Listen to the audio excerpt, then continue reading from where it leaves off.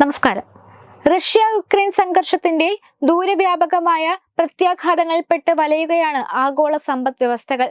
എണ്ണയും യൂറിയയും പോലുള്ള ആവശ്യ ചരക്കുകളിൽ പോലും പ്രതിസന്ധി നേരിടുന്നു. എന്നാൽ പ്രധാനമന്ത്രി നരേന്ദ്രമോദിയുടെ നേതൃത്വത്തിൽ ഇന്ത്യ ഈ പ്രതിസന്ധി കാലത്തിലും വില നിയന്ത്രിക്കാനും പൗരന്മാർക്ക് സ്ഥിരത ഉറപ്പാക്കാനും ശ്രമിച്ചു. എണ്ണയ്ക്കും യൂറിയയ്ക്കും വേണ്ടി ഇറക്കുമതിയാണ് ഇന്ത്യ ആശ്രയിക്കുന്നത്. അതിനാൽ തന്നെ ഇതിന്റെ ലഭ്യത ആഗോള സാഹചര്യങ്ങൾക്ക് വിധേയമാണ്. ഈ ചരക്കുകളുടെ പ്രധാന വിതരണക്കാരായ റഷ്യയും യുക്രൈനും 2 വർഷത്തിലേറെയായി യുദ്ധത്തിലാണ്.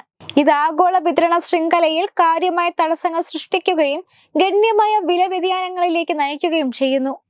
ഈ വെല്ലുവിളികൾക്കിടയിലും എണ്ണയുടെയും യൂറിയയുടെയും സ്ഥിരമായ ഒഴുക്ക് ഉറപ്പാക്കുന്നതിൽ ഇന്ത്യ നടത്തിയ നയതന്ത്ര ശ്രമങ്ങൾ നിർണായകമാണ്.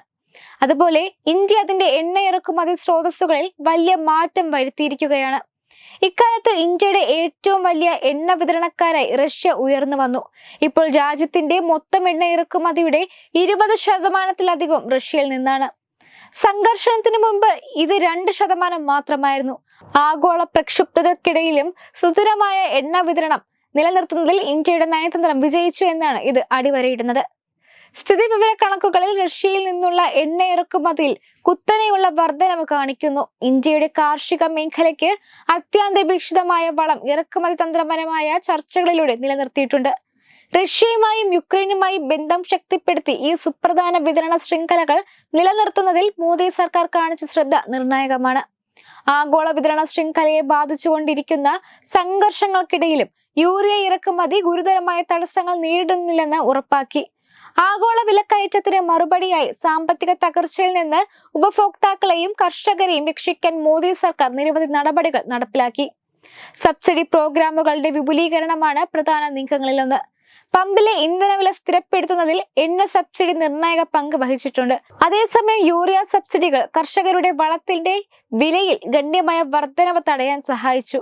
കാർഷിക മേഖലയെ പിന്തുണയ്ക്കുന്നതിനായി യൂറിയയ്ക്കുള്ള സബ്സിഡി കഴിഞ്ഞ വർഷം ഇരട്ടിയാക്കിയത് സർക്കാരിന്റെ പ്രതിജ്ഞാബദ്ധത പ്രതിഫലിക്കുന്നു. നയതന്ത്ര മാർഗങ്ങളിലൂടെ എണ്ണയുടെയും യൂറിയയുടെയും ആവശ്യ വിതരണങ്ങൾ സുരക്ഷിതമാക്കുന്നതിനുള്ള ഇന്ത്യയുടെ സമീപനം കടുത്ത പ്രതിസന്ധികളെ അതിജീവിച്ചു. റഷ്യയുമായും യുക്രൈനുമായും ശക്തമായ ബന്ധം നിലനിർത്തുന്നതിലൂടെ ആഗോള അനിശ്ചിതത്വത്തിന്റെ കാലഘട്ടത്തിൽ വിതരണ ശൃംഖലയെ സുസ്ഥിരമാക്കാൻ ഇന്ത്യക്ക് കഴിഞ്ഞു.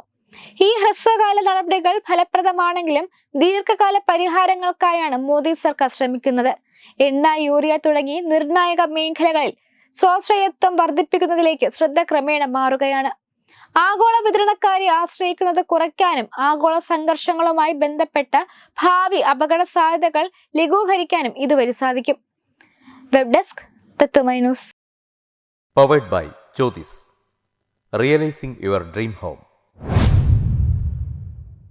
Our ongoing luxury apartments projects are Crown near Karivattam, The Square near UST Global, White Manor near Aattugal Ambalathara, and Evergreens Luxury Villas near Tirumala. Call 90482 55599. Jyotis Building Promoters Private Limited, Thiruvananthapuram. Balaramapuram Sultana ജുവല്ലറിയുടെ Onam offer. ഏതൊരു പർച്ചേസിനും ഓണപ്പുടവ സമ്മാനം, ഒപ്പം ഓണക്കിറ്റുകളും. 10 പവന് മുകളിലുള്ള വിവാഹ പർച്ചേസുകൾക്ക് പവന് 5000 രൂപയുടെ കിഴിവും അതിന് താഴെയുള്ള വിവാഹ പർച്ചേസുകൾക്ക് 3000 രൂപയുടെ കിഴിവും, ഒപ്പം സ്വർണ്ണ നാണയങ്ങളും ഗൃഹോപകരണങ്ങളും സമ്മാനം. പഴയ 916 സ്വർണ്ണാഭരണങ്ങൾ മാറ്റി വാങ്ങുമ്പോൾ വിലയിലോ തൂക്കത്തിലോ വ്യത്യാസം വരാതെ പുതിയ ഡിസൈനിലുള്ള 916 HUID സ്വർണ്ണാഭരണങ്ങൾ മാറ്റി വാങ്ങാൻ സുവർണാവസരം. ഈ ഓണത്തിന് പതിവിലും വ്യത്യസ്തമായി അതിശയിപ്പിക്കുന്ന ഓഫറുകളും ഓണ സമ്മാനങ്ങളുമായി Sultana jewellery, main road, Balaramapuram.